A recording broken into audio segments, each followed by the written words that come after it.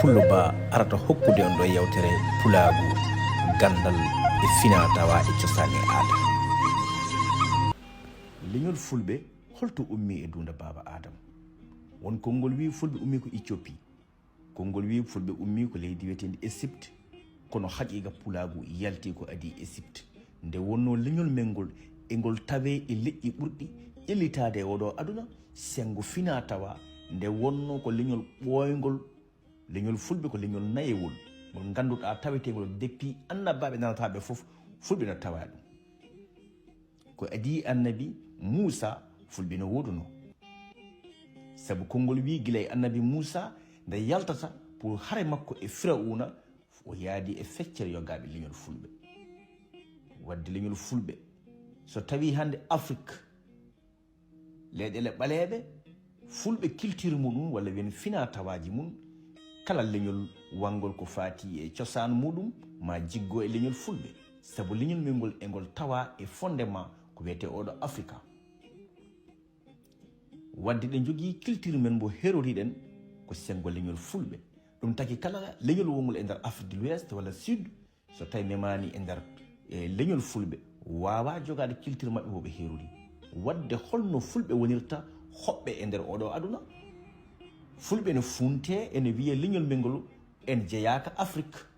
ɓe wiya fulɓe ko leñol arngol, leñol ngol aɗa to jeeya, manamum ko leñol aynaɓe tan ene yaada e ladde Allah jeere, ne yaada e jawɗele muɗum.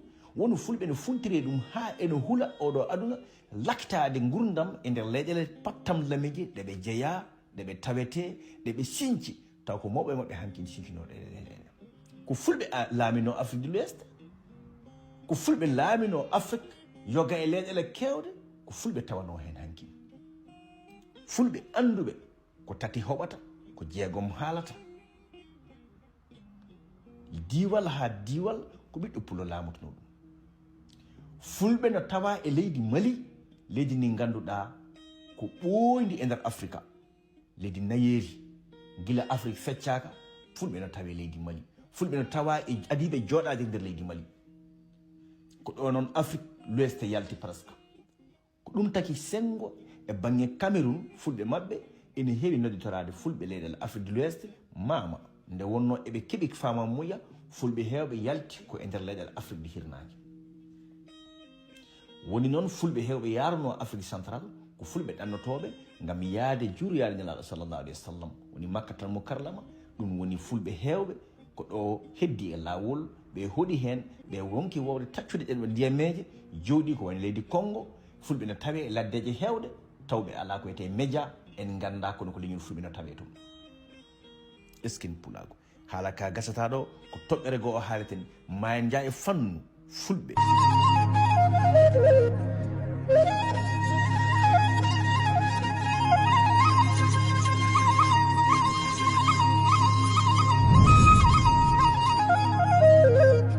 fulɓe watiranno hankin ko harmeji am jeeɗiɗi mi waɗani, harmeji am jeeɗiɗi mi yiyani, harmeji am jeeɗiɗi mi wonta ɗum wadde noon fulɓe ɓoyde ɗiɗo harmeji jeeɗiɗi ko adi dinel islam.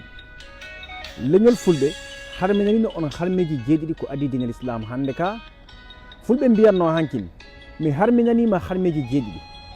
go'o min kulata so wona gueno, ɗiɗi min penata, tati min jamfotako, nayyi min gujjata, joyi min ɗawata bandiraɓe amen, jeegom fulɓe wi aadi bil aadi, salade aadi ɓuuri firtude aadi, fulɓe firtatano aadi.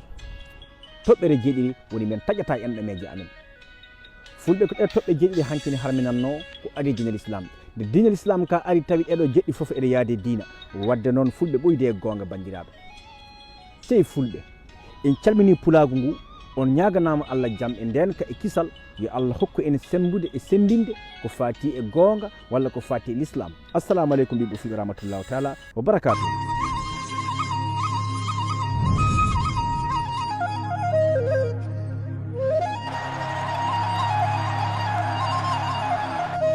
Allah jarama, on jarama ɓiɓɓe fulɓe ha yesso ko lawol.